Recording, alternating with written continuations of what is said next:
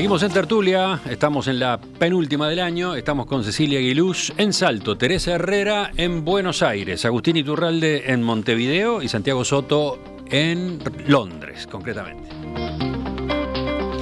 Vamos a un segundo tema que nos va a quedar un poco más breve que el anterior, supongo. También resulta que no tiene números, o por lo menos así, en primera línea, el debate. Vamos a la política partidaria, la política en la relación entre los distintos sectores del tablero. El ex ministro de Economía, Danilo Astori, dijo ayer aquí en Perspectiva que el Frente Amplio tiene que encarar una renovación de sus maneras de hacer política. Según Astori, una de las bases fundamentales de la autocrítica que debe recorrer el Frente Amplio implica admitir que en los últimos tiempos, y mientras avanzaban los 3 periodos de gobierno, actuamos básicamente sin tener en cuenta a los que piensan distinto. No les hemos hecho lugar en la elaboración de reformas estructurales y en la propuesta de rumbos de política hacia el futuro, dijo a propósito de la experiencia de estos 15 años. Quienes hoy están en el gobierno y durante nuestros gobiernos hicieron propuestas que muchas veces ni siquiera tuvimos en cuenta. Entonces, no podemos gobernar, no debimos haber gobernado ignorando totalmente a los demás, sin preguntarnos cómo piensa el que piensa diferente.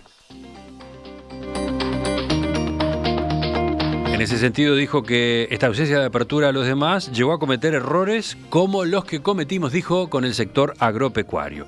La pérdida del apoyo electoral de los últimos años ha sido fundamentalmente en el interior, y eso tiene que ver con la forma que le dimos a nuestro vínculo con el Uruguay, que está más allá del área metropolitana. No supimos encarar la realidad agropecuaria de manera que nos hubiera vinculado de una mejor forma políticamente, continuó diciendo quien fue ministro de Economía y también vicepresidente de la República. ¿Cómo observaron una autocrítica de ese estilo? Hasta ahora no se había escuchado algo así, no estaba formando parte del debate en esta materia. ¿Quién empieza? Levanten la mano. Socióloga Teresa Herrera. Yo celebro las palabras de Danilo. Creo que era hora que el Frente empezara a hacer una autocrítica en serio. Espero que esto sea el puntapié inicial. Yo creo que estoy totalmente de acuerdo con todo lo que dijo. Lo ampliaría un poco más. Diría que uno de los grandes problemas del Frente, además durante sobre todo estas últimas etapas, han sido no solo el no tener en cuenta la opinión de la oposición, sino tampoco no tener en cuenta esto que él habla de las unanimidades y todo lo demás. No tener en cuenta tampoco, por lo menos, digo, en mi caso y de mucha otra gente que nos hemos alejado del Frente, no tener en cuenta las opiniones divergentes. O sea, o estabas de acuerdo con lo que se hacía y se decía, o ya eras como el enemigo, ¿no? Entonces, y a mí me parece que el Frente tiene que plantearse realmente por qué perdió la elección, ¿no? Y yo hasta ahora no he visto discusiones públicas en torno a por qué se perdió la elección. Y creo que además todo el proceso interno a esto que se está dando ahora dentro del Frente, recién hace un rato Cecilia mencionaba a Carolina Cose, ¿no? Es decir, los nuevos liderazgos emergentes que hay de gente más joven, de gente que puede... me parece que incluso el Frente tiene como que ayornarse en ese tipo de cosas. Todavía hay mucha gente en el Frente que le molesta, más allá de la opinión que yo pueda tener sobre Carolina Cose o no, ¿no? Pero está termino. Yo creo que hay mucha gente dentro del Frente que le molestan los nuevos liderazgos. Le molesta, por ejemplo, que haya mujeres que realmente están llevando adelante determinadas cosas, más allá de los discursos políticamente correctos. Estoy hablando de la realidad de lo que ocurre dentro de la fuerza política. Cecilia, doctora Cecilia Aguiluz. Emiliano, primero que nada te felicito, la escuché toda la entrevista, realmente creo que fue muy importante para todos escuchar cómo pudiste obtener todas esas respuestas de de Astori, así que eso primero que nada, porque enmarca desde mi opinión como un punto de arranque de un sinceramiento que me parece que no se había dado en este tiempo. Sí, acoto para los oyentes que no escucharon el reportaje, fue telefónico. Astori está en su casa, ¿no? Astori ha pasado por más de un quebranto de salud este año, más allá de que debido a la pandemia se cuida porque integra a la población de riesgo, pero tuvo problemas respiratorios serios, estuvo internado, entonces está volviendo a la actividad política a distancia, ¿no? Se le notaba en la voz, además, una cierta fatiga al hablar, etcétera. Se le notaba la voz, y bueno, y yo recomiendo que a los que puedan escuchar la entrevista, porque realmente me pareció de lo mejor de estos últimos tiempos. Eso por un lado. De lo que dijo Astori, me pareció que en algún aspecto hasta un sincericidio, ¿no? De algunas cuestiones internas del Frente Amplio que bueno, me llamaron la atención y celebro también. Sí, a ver, acoto allí brevemente esta preocupación que planteó Astori con respecto a la relación del Frente Amplio hacia afuera, la llevó también hacia adentro, la trasladó a la interna, advirtió no se daba cabida a posiciones diferentes, se tiende a confundir unanimidad con unidad, conceptos que son distintos. En esa línea también dijo que la diferencia de opinión no es necesariamente indisciplina. El Frente Amplio va a tener que acostumbrarse a tener en cuenta las diferencias de opinión, a respetarlas y a convertirlas en un resultado positivo. Fue algo de lo que dijo. Y después habló muy críticamente de determinados acuerdos electorales internos en el Frente Amplio, ¿no? Que solamente buscan posiciones de poder, etcétera, ¿no? Sí, yo creo que me refería justamente a eso, ¿no? Al tema de la unanimidad y la unidad y al tema de opinar distinto y que no se tuviera en cuenta. Yo creo que de alguna manera los que estábamos en otras tiendas políticas advertíamos muchas veces, cuando el tema de la mano de yeso en muchas votaciones del Parlamento, uno advertía que no se habían zanjado las cosas adentro y que se estaba haciendo lo que bueno, se ordenaba hacer, en definitiva, y creo que un poco ahora lo deja con claridad dicho Astori en esos términos que me parecieron de muchísima sinceridad, que espero que bueno, que no sirva solamente de ejemplo para el Frente Amplio, sino para los demás partidos también, porque me parece que eso pasa un poco en todos lados. Creo que al Frente Amplio le ha pasado lo que le pasa a todo el mundo. El gobierno fagocita al partido, en algún momento se da eso, y sobre todo cuando se está tanto tiempo en el poder, y pasan estas cosas, que a veces no hay tiempo para los debates profundos y se terminan tomando las decisiones de lo que la mayoría entiende que hay que tomar, y es un poco lo que percibí yo de esa entrevista. También me pareció ver una Astori que ya con los años opina con más calma algunas cosas, porque él había sido siempre, desde mi opinión, muy duro, ¿no? Se hace esto y se hace esto, y bastante intransigente, y ahora lo vi con esa postura como que no, que bueno, que fue un error, que hay que... Porque entiendo que el error también parte de él, ¿no? O sea, cuando él advierte un error interno tan importante como advierte él, él fue parte también de ese error, y lo entiendo como un elemento de sinceridad no menor, que abona un poco a esto que yo este año escribía una cuestión que tiene que ver con esta teoría que me parece y que con esto voy más allá, ¿no? Cómo se pasó de un bipartidismo histórico en este país a una lucha en dos bloques, ¿no? En dos bloques bien diferentes, y Astori habla de esto, me da la impresión, cuando habla de ese acuerdo que tiene que haber, pero que no tiene que ser un acuerdo electoral, ¿no? Sino que tiene que tener un trasfondo ideológico. Me parece que ese punto que deja al final Astori puesto ahí como muy importante, me parece que marca el mapa de hacia dónde va este país, ¿no? En definitiva.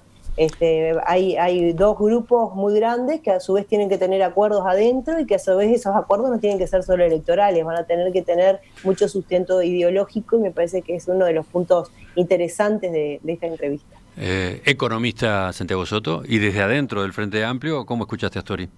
Sí, a ver, primero sí, coincido que fue una muy buena entrevista, Emiliano, felicitaciones, y Danilo siempre es un referente que aporta, digamos, al debate de ideas, así que lo escuché, es un placer de escuchar la entrevista, así que recomiendo también escucharla.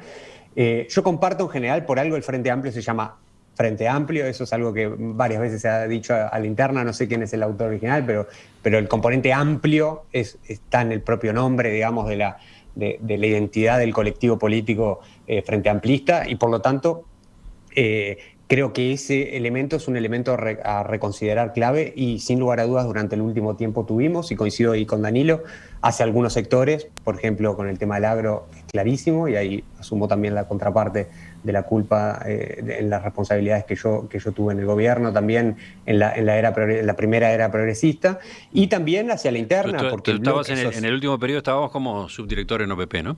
Sí, estuve en los últimos 2 años y medio de la administración de Vázquez, estuve en la subdirección de OPP acompañando a Álvaro García. Pero, digamos, también tenía un componente, la parte de Amplio, de también involucrar y hacer sentir parte del proyecto político. Es cierto que con un espacio más reducido, una coyuntura económica internacional y regional mucho más compleja que la que tenía, digamos, al principio, pero que igual logró preservar buena parte de los logros. Pero hacia la interna de la coalición política también tenía un componente también de amplitud que se fue deteriorando con el ejercicio del gobierno, y que es parte también del diálogo con otras organizaciones, que también es parte de lo que el Frente Amplio está retomando. En segundo lugar, comparto también que la renovación es de ideas y no solo de personas, pero también es de personas. Le agregaría también eso a lo que planteaba Danilo, porque ese componente es muy importante en el liderazgo que teníamos, y yo creo que el Frente Amplio, no sé, si uno tiene que hacer una caricatura, y esto no es original mío, pero tiene al menos 3 como grandes vertientes, digamos, que es lo que mantiene en el equilibrio interno que permitió lo que fue la era progresista, y que sin duda transformó al Uruguay de forma completa, y de la cual la historia le reservará un lugar, que tiene que ver con una corriente más de liberación nacional, o decir de alguna manera de ese estilo, más quizá liderada por el MPP, por ponerle una cara, una corriente más de origen marxista, Partido Socialista, Partido Comunista, con sus diferencias ahí adentro. Yo soy del Partido Socialista, y ahí todo el mundo sabe que tenemos nuestras diferencias también en la interpretación, pero hay una corriente claramente desde los partidos históricos, y una vertiente más socialdemócrata, socialcristiana, digamos, que nuclea lo que en algún momento nucleó el Frente Libre Serenidad. Y este era mi tercer comentario, que yo creo que también ahí le cabe a Danilo, porque ese sector es muy importante en el equilibrio interno del Frente Amplio, que es lo que permitió tener una coalición que yo creo que sintoniza muy bien con el Uruguay, con la clase media uruguaya, y con las aspiraciones que tenemos los uruguayos, y que es lo que estoy convencido que en el rearmado de ese equilibrio, que quizá se complicó durante las últimas etapas del ciclo progresista, el Frente Amplio va a poder encontrar su lugar en el sistema político para volver a estar en el centro del tablero político, y ahí el sector que lideró Danilo, pero sobre todo la emergencia de las nuevas figuras, son muy importantes para consolidar ese espacio y para hacerlo dialogar también con esa parte de Amplio, que era parte de la autocrítica, que creo que también Danilo así lo planteaba, que le corresponde al Frente Amplio. Y bueno, en un periodo de recambio teníamos a Pepe, Danilo y Tabaré, que son las figuras centrales, que también tenían un sabor parecido a lo que era este equilibrio entre estas 3 vertientes que decíamos, aunque obviamente no directa, pero que ahora el Frente Amplio tiene que transitar este periodo de oposición, rearmando también sus nuevos equilibrios, no solamente en las ideas, sino también en las personas y en el vínculo con la sociedad, en estas 2 direcciones que planteábamos. ¿Y tú? Así que muy interesante lo de Danilo. Economista Agustín Iturralde, te escuchamos a ti. ¿Cómo viste esta autocrítica? Yo lo vi, la verdad, también comparto los conceptos de Cecilia y Santiago sobre lo rica de la entrevista, y creo que no tenemos real noción de lo que es Astori en la política nacional. Es el único político que desde la salida de la dictadura para acá aparece todas las elecciones. Uno busca videos viejos de propagandas en YouTube, todas las elecciones hay un video de Astori, él, primer plano, sentado en un escritorio, hablándole a la gente y juntando votos con su cara, con su imagen. Es el único, porque en el medio entró y salió gente, entró Mujica, que no existía en la política, Sanguinetti salió y entró, en la calle salió y entró. Astori todas las elecciones estuvo presente, y fue vicepresidente, fue viceministro, o sea, realmente, no, obviamente una persona con aspiraciones presidenciales que no las logró concretar, pero eso no puede opacar la relevancia que tiene una figura que ahora te indica que sí está más en retirada que en otra cosa. sobre la entrevista yo me quedo con eso, no creo que el Frente Amplio, lo que comentaban los compañeros, empezó a tener éxito cuando empezó a conectar con otras sensibilidades y cuando realmente logró tener esa amplitud, esa heterogeneidad. El Frente Amplio era un partido más de clases medias educadas y de trabajadores organizados en su origen. Y bueno, en la década de los 90, con distintas patas, con Tabaré Vázquez, logró ir escalando otra cosa. Me parece que es claro un poco lo más evidente, creo que de lo que nombraba Astori, bueno, esa cierta desconexión y esa más refugiarse en un electorado más ideologizado, que creo que es una cosa más de los últimos 5 años, quizás más urbano, más ideologizado, y que creo que en la votación electoral, en el interior, las votaciones de algunos departamentos del interior, pienso en Rivera, que es donde el Frente Amplio salió cuarto, en Rivera en octubre del año pasado, el Frente Amplio salió cuarto, pero también estoy pensando, por ejemplo, en Salto, donde retiene la intendencia por una lógica de competencia que hay, pero también claramente ocupa un lugar mucho más parecido a un tercio que una mitad. En casi todos en muchos departamentos del interior realmente perdió mucho pie y a la vez es como que se refugió en una cosa quizás más ideologizada, no sé si ideologizada es la palabra, y en ese sentido creo que tiene un problema con Exxon. Por último, y para cerrar, la democracia es, y invocando un poquito lo que habla Astori, no es el gobierno de la mayoría, eso es cualquier cosa menos democracia. La democracia justamente es el respeto a las minorías, la democracia liberal, la democracia republicana es justamente que la mayoría tiene límites, que el gobierno tiene límites, que las minorías siempre tienen derechos, que hay pesos y contrapesos. Y bueno, en ese sentido no estoy diciendo que el Frente Amplio no es democrático, ni muchísimo menos, no me atrevería a decir semejante disparate, pero sí que a lo largo de los 15 años del Frente Amplio hubo cierto avance en la soberbia y siempre refugio en una mitad del país, cada vez más en una mitad del país, y bueno, creo que eso Astori con muchísima autoridad lo expresó mejor que nadie. Ya volvemos para un final breve con algún telegrama y la despedida del año. En el ciclo de Arte Nacional, en el estudio de En Perspectiva, esta semana, la última del año, esta semana corta, que tiene 4 días nada más desde el punto de vista de los programas de En Perspectiva, estamos cambiando un artista por día. Estamos recurriendo a autores que han estado en las últimas semanas aquí, en el estudio de En Perspectiva y Radio Mundo y en el Victoria Plaza Office Tower. Estamos mostrando segundas obras de cada uno de ellos. En el caso de este miércoles, la firma es de Guillermo García Cruz. Estamos hablando de un acrílico sobre tela, 100 de base, 120 de altura.